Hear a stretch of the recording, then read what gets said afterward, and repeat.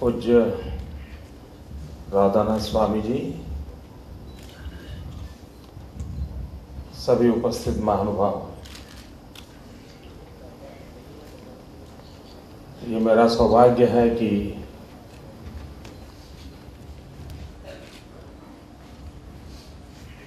अपने आध्यात्मिक यात्रा को राधानाथ स्वामी जी ने शब्द दे दिया और आज उसका गुजराती संस्करण हम लोगों को उपलब्ध हो रहा है।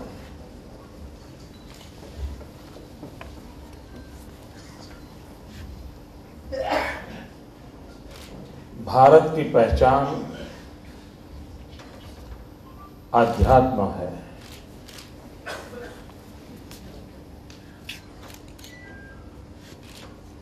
हर एक देश की अपनी अपनी पहचान होती है।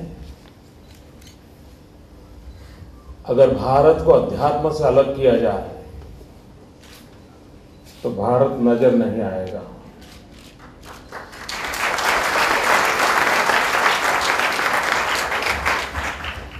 और आध्यात्म को समझे बिना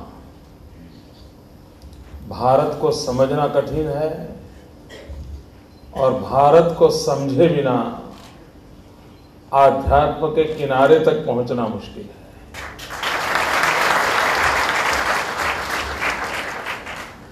और इसलिए हमारे शास्त्रों में, हमारी परंपरा में परिभ्रमण और परिव्राजक इसका बहुत स्थान रहा है। हमारी पूरी आध्यात्मिक यात्रा में जन साक्षात्कार से शुरुआत होती है और इसलिए जितने भी महापुरुषों के जीवन को देखेंगे, कोई हालात के शिकार हुए होंगे, कोई योजना के कारण हुआ होगा, लेकिन आध्यात्मिक अनुभूति के पूर्व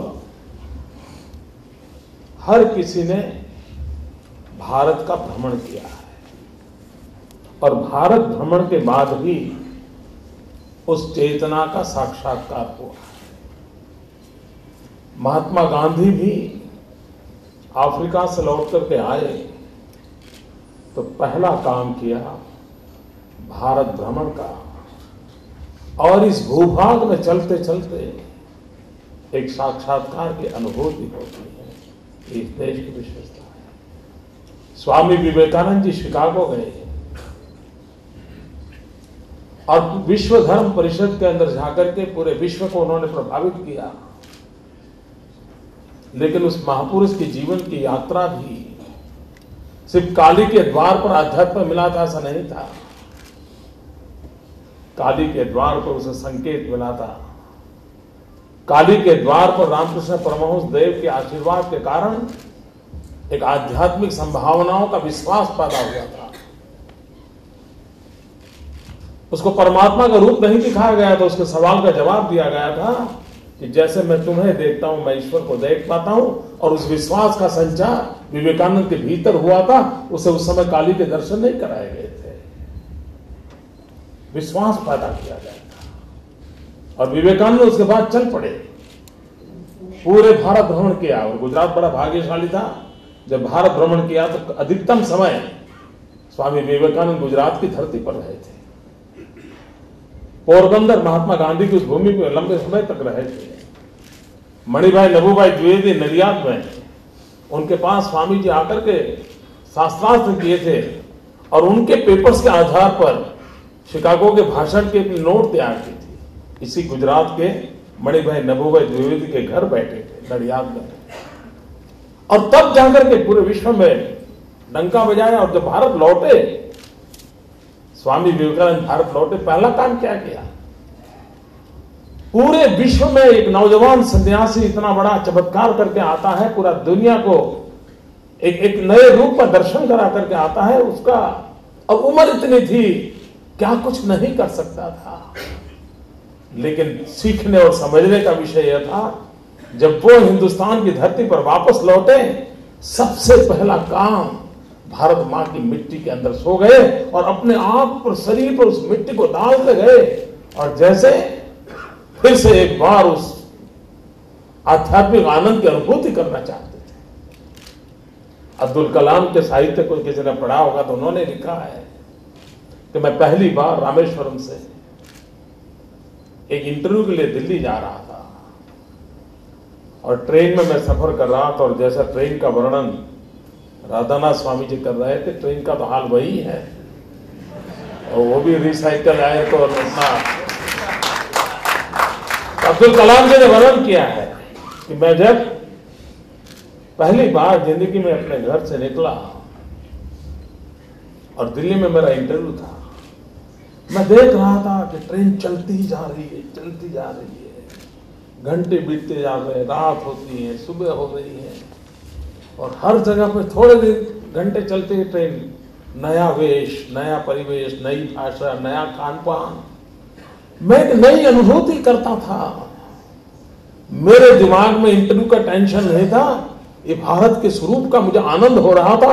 ये अब्दुल कलाम ने लिखा है और मेरी उस पहली यात्रा ने मुझे हिंदुस्तान के एक नई सृष्टि का आध्यात्मिक चेतना की अनुभूति कराई थी। भारत भ्रमण में ये सामर्थ्य रहा है। इस देश की ये भी विशेषता रही है कि हम इतने घुल मिल गए हैं कि कभी हमें भी हमारी चेतना की अनुभूति नहीं होती है। हम में से कौन होगा जिसमें स्मरण होगा कि मैं यहां कमरे में बैठ करके कितनी बार सांस लिया है, कितनी बार सांस छोड़ा है। मैं जब सांस लेता हूं तो मेरी कितनी एनर्जी कंज्यूम होती है, कितनी, किसको मालूम है? कुछ मालूम नहीं, लेकिन वो जीवन का हिस्सा है, चलता ही चला जा रहा है, चलता ही चला जा रहा है। उसी प्रकार से हमारी आध्यात्मिक जीवन की यात्रा, उसके भीतर हम इतने इतने डूब चुके हैं कि हम भी कभी अनुभव नहीं कर सकते कि मैं क्या हूं, कहां हूं, कैसे हूं, क्या अनुभूति करता हूं। उसका पता उसको चलता है जो बाहर का होता है। और इसलिए राधानाथ को थोड़ा जल्दी होता है।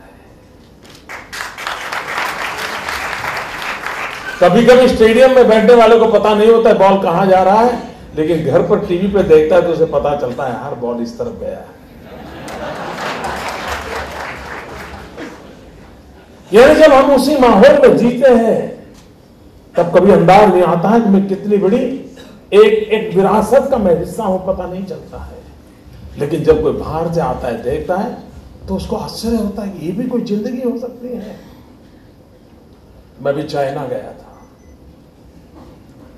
मुझे चाइना के लोग पूछ रहे थे, ऑफिशियल नहीं पूछ रहे थे, ये वसंत तुम्हारे लिए नहीं है, ऑफिशियल नहीं पूछ रहे थे, तो पत्रकार है तो मैंने थोड़ा वो अनऑफिशियल बात करते पूछ रहे थे। वो कह रहे थे हमारे यहां इतना डेवलपमेंट हुआ है, इतना हम लोगों के सुख के लिए इतना सारा कर रहे हैं, हम इतना निर्माण कर रहे हैं, आपका देश इतना गरीब है, असुविधाएं हैं, क्या कारण है कि आपके लोग आनंद और प्रसन्न हैं और हमारे लोग परेशान ही परेशान हैं? मुझे पूछ रहे। मैंने उनको जो जवाब दिया वो यहां मैं कहना नहीं चाहता हूं, लेकिन उसका कारण क्या है?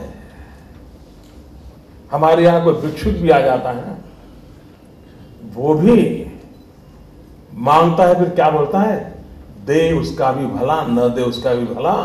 वो कौन सी आध्यात्मिक विरासत उसके भीतर होगी जिसके मुंह से शब्द निकलते हैं?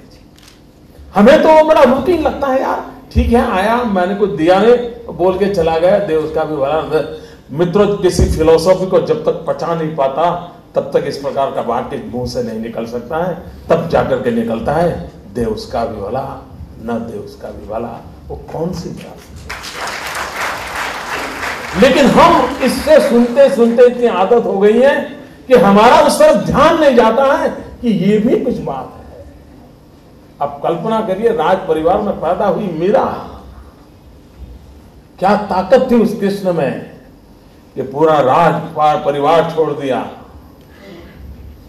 जहर तक को पीने की हिम्मत आ गई कृष्ण के लिए, और मीरा राज परिवार छोड़ करके कृष्ण के चरणों में जाती है, तो राधा गान का तो सवाल ही कहां है।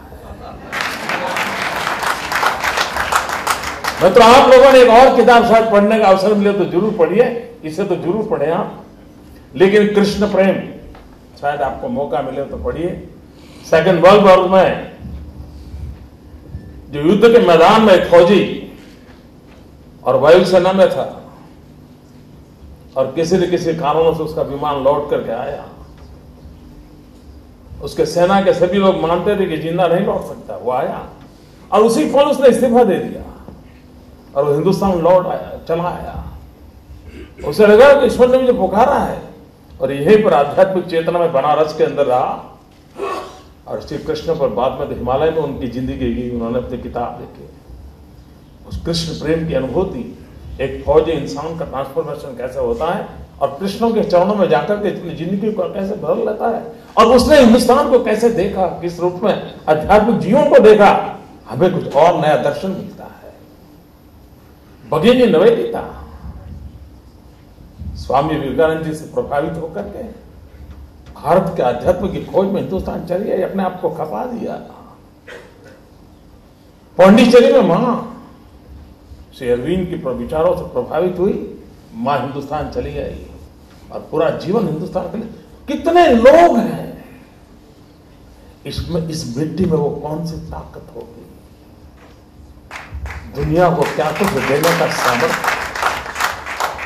कभी पल भर के लेके दुनिया के विचारों के साथ अगर हम अपने विचारों को दे ले, तो पल भर में बहुत मैं एक प्रकार से एक फुटपाथ की चर्चा है जिसको कहे ना, बहुत बड़ी आध्यात्मिक नहीं, बड़ी सीधी सारी सरल बात में मैं कहूं कि क्या फर्क होता है जो दुनिया को इस प्रकार चर्चा दे। 9/11 की चर्चा दुनिया में होती है, लेकिन दुनिया ने 2 9/11 को याद करना चाहिए। एक वो 9/11 जब शिकागो के अंदर स्वामी विवेकानंद जी ने भाषण किया था, वो भी 9/11 थी, और दूसरे 9/11 जिसने दुनिया को रुला दिया था, अमेरिका में आतंकवाद का बहुत बड़ा हमला हो गया। एक हिंदुस्तान का आध्यात्मिक ज्ञान गया था, जिसने उसी 9/11 को ब्रदर एंड सिस्टर्स करके सारी दुनिया को अपने भीतर समय किया था। 2 शब्दों ने दुनिया को अपना बना लिया था, brothers and sisters of America. 2 शब्द थे जिसने हिंदुस्तान की पहचान करवा दी थी। उसे बम बंदूक पिस्तौल की जरूरत नहीं पड़ी थी अमेरिका को जीतने के लिए। वो आध्यात्मिक विरासत थी जिसने अमेरिका को अपना बना लिया था। यही देश है। एक संस्कृति वो है जिसकी फिलॉसफी है eat drink and remarry.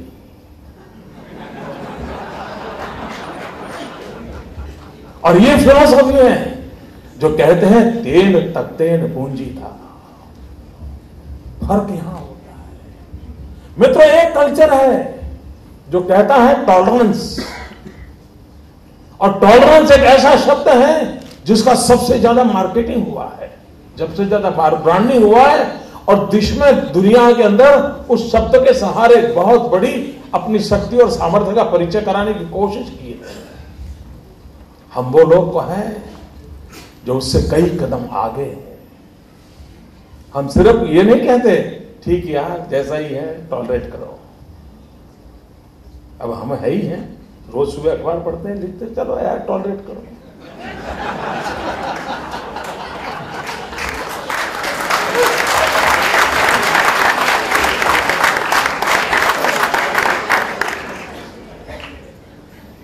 Tolerance की एक सीमा होती है दोस्तों। हमारे पूर्वजों ने सिखाया है टॉलरेंस से भी आगे एक्सेप्टेंस, और उससे भी आगे रिस्पेक्ट। सिर्फ हम आपको टॉलरेट करेंगे इतना नहीं, हम आपका आदर करेंगे। और ये हमने जी करके दिखाया। यही देश जिसने सिखाया था तेन तख्ते ने भूंजी था, उसी देश में एक ऐसा व्यक्ति पैदा हुआ जो कहता था ऋणम कृत्वा धृतम पिबेत, कर्ज करो, घी पियो, मौज करो, अगला जन्म किसने देखा, स्वर्ग किसने देखा, नरक किसने देखा, यही सब कुछ है, यही मौज करो। ये इसी देश में कहा गया। हिंदुस्तान के मूल तत्व के विपरीत चिंतन था। एक प्रकार के वो मार्क्स का भी गुरु था, जो ये कहता खाओ पियो मौज करो, आगे कुछ नहीं है। लेकिन ये देश ऐसा था कि जिसने अध्यात्म की विरासत थी, तेन तख्ते ने भूनी था, उसमें ऋणम कृत्वा धृतम पिबेत कहने वाले व्यक्ति को भी, जो हिंदुस्तान के विचारों से बिल्कुल मेल खाने वाला चिंतन नहीं था, इस देश ने उसको भी ऋषि कहा, ऋषि परंपरा में स्थान दिया था। और दुनिया इस बात से परिचित है कि एक संप्रदाय का व्यक्ति जो कहता है पृथ्वी को दौरा कर रही है कि सूर्य दौरा कर रही है, विवाद चल रहा है, जब उसने कहा कि विज्ञान तो कहता है, तो उसको फांसी पर लटकाने की बात आ गई। बाइबल में ये कहा है, तुम ये कैसे कह सकते हो? उसको फांसी पर लटकाने की बात आई, आज छोड़ दिया गया। तब उसने कहा कि ठीक है भाई, जो बाइबल ने कहा मैं सर पे चढ़ाता हूं, लेकिन विज्ञान नहीं बदलता है। एक आदमी ने बाइबल के खिलाफ कहा तो उसको फांसी पर लटकाने की नौबत आई। यहां पर हमारे यहां चिंतन के खिलाफ कहे, उसको ऋषि कहा जाता है। ये टॉलरेंस से कितना आगे है, इसका हम अनुभूति करते हैं। दुनिया के एक शब्द में उसका बहुत बड़ा प्रभाव पैदा करने का प्रयास होता है, बहुत बड़ा पैकेजिंग होता है। लिव एंड लेट लिव, जियो और जीने दो, ये शब्द हम लोग परिचित है। और इससे दुनिया को बराबर क्या बड़ी फिलोसॉफी ऐसा कहा जाता है। मित्रों, हम उससे कदम आगे हैं। हम यहां तक नहीं कहते जियो और जीने दो। गुजराती में कहते तो हम कहते हैं जीवो अने जीवाडो, अने जीवो अने जीवाडो नहीं, ये जीवेम न हो तेने जीवाडो। मित्रों, फिलोसॉफी कितनी ऊंचाइयों पर है, लेकिन हम उसी से जीते हैं, हमें पता तक नहीं होता है। और इसलिए कभी कभी बाहर की शख्सियत के माध्यम से उसकी अनुभूति, जब उसको ट्रांसफॉर्मेशन होता है और वो जब कृष्णा कृष्णा कृष्णा करने लग जाता है, हमें भी लगता है यार हमारे यहां भी तो कोई हुआ था।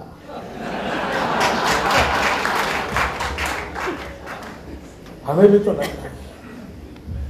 मित्रों, आज पूरा विश्व एक विचार से प्रभावित है इतने सदियों के बाद, और वो है बुद्ध के विचार।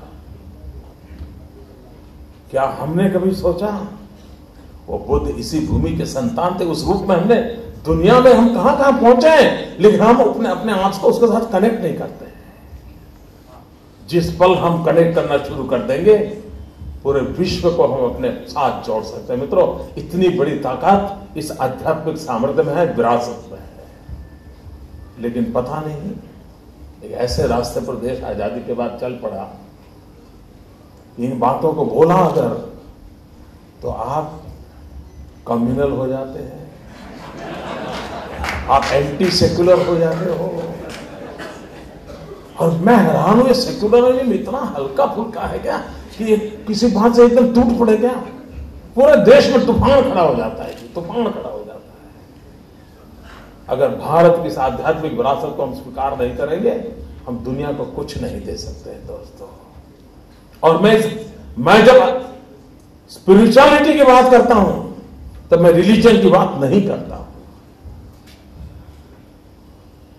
काफी डिबेट होती है दुनिया में, और कभी कभी हमें भी पता नहीं हम रिलीजन है या नहीं है। हमें पता होना चाहिए हम रिलीजन नहीं है।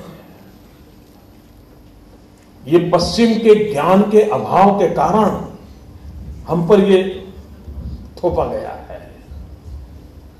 रिलीजन वो होता है जिसकी एक पूजा पद्धति होती है, जिसका प्रोफेट होता है, जिसकी एक किताब होती है, जिसकी पूजा की पद्धति होती है।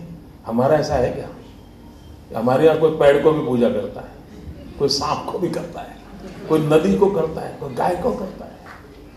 उसको पूछो भगवान तुम्हारे कौन से, यहाँ इसको पूछो, एक बोलेगा, दूसरा दूसरे तीसरा, यहां तक जाओगे तो 100 भगवान के नाम आ जाएंगे। हमारा तो कितना फ्लेक्सिबल है जी, भक्त ऐसा भगवान। अरे भक्त पहलवान है तो भगवान हनुमान है।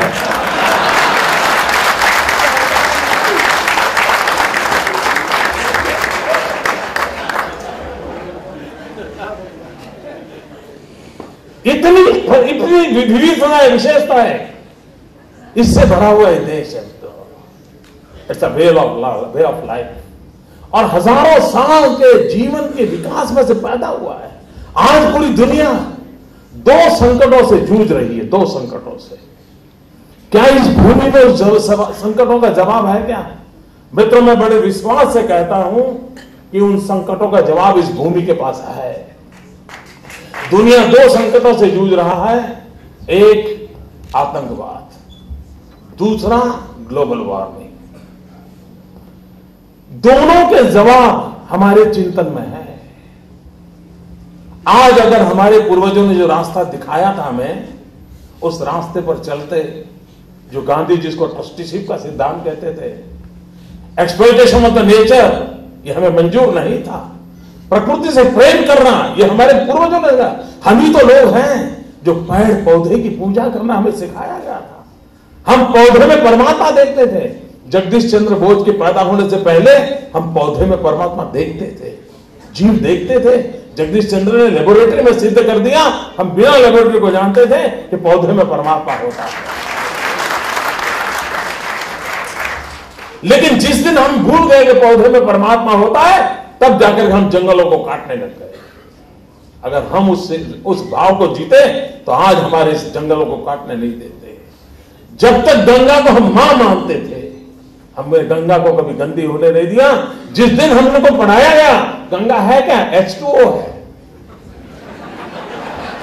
ये लालिया लोगों ने जो सिखाया हमको, गंगा है क्या, H2O है।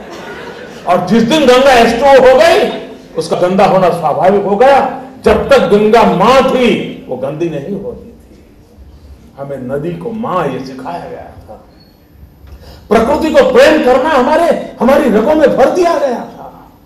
अगर आज पूरी विश्व ने इस बात को माना होता तो शायद ये संसाधनों की कमी न होती, ये ग्लोबल वार्मिंग का खतरा न होता, प्रकृति के साथ संतुलित जीवन विकास की यात्रा हमारी बन जाती।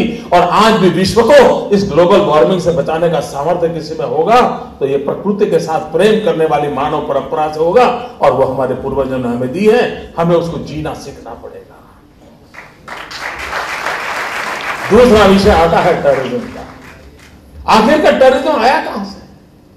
उस सोच ने से जन्म दिया है, होलियर देन दाउ, इसी में से पैदा हुआ है। तुम मुझसे छोटे हो, मैं तुमसे बड़ा हूं, तुम्हारी बात छोटी है, मेरी बात बड़ी है। तुम्हारे रास्ते पर जाओगे नर्क में जाओगे, मेरे रास्ते पर आओगे तभी स्वर्ग में जाओगे। इसी सोच ने संघर्ष को जन्म दिया है, और उसी ने आखिरकार शस्त्रास्त्रों को ला करके टेररिज्म के खतरे तक हमें ले गया है। मित्रों, हमारे पूर्वजों ने कहा था, एकम सत विप्राहा बहुधा वदंती। सत्य एक है, विद्वज्जन उसको भिन्न भिन्न रूप से प्रकट करते हैं। हमने कभी ये नहीं कहा कि हिंदू का भगवान अलग है, मुसलमान का भगवान अलग है, ईसाई का भगवान अलग है। हमने तो ये कहा ईश्वर एक है। आपको जो पसंद आए उस परमात्मा के रूप को स्वीकार कीजिए। आपको जिस प्रकार की पूजा पद्धति पसंद है उस पूजा पद्धति को स्वीकार कीजिए। जिस रास्ते पर जाना है जाइए, लेकिन ईमानदारी से जाइए। आपको परमात्मा मिलेगा, आपको स्वर्ग भी मिलेगा, जो चाहिए वो मिलेगा। हमने कभी ये नहीं कहा तो उस रास्ता छोड़कर के यहां होगे तब मिलेगा, कोई आवश्यकता नहीं होती। ये देश ऐसा है, मेरे देश के अंदर किसी को भी, किसी यूसुफ खान को दिलीप कुमार बनना है तो उसने अपनी मस्जिद छोड़नी नहीं पड़ती है, उसको अपना रोजा नहीं छोड़ना पड़ता। यूसुफ खान दिलीप कुमार बन सकता है और देश गले लगाता है। ये मेरी संस्कृति की परंपरा है। और कोई दिलीप कुमार होता है, जब तक वो रहमान नहीं बनता है तब तक दुनिया उसको स्वीकार न करे। ये भी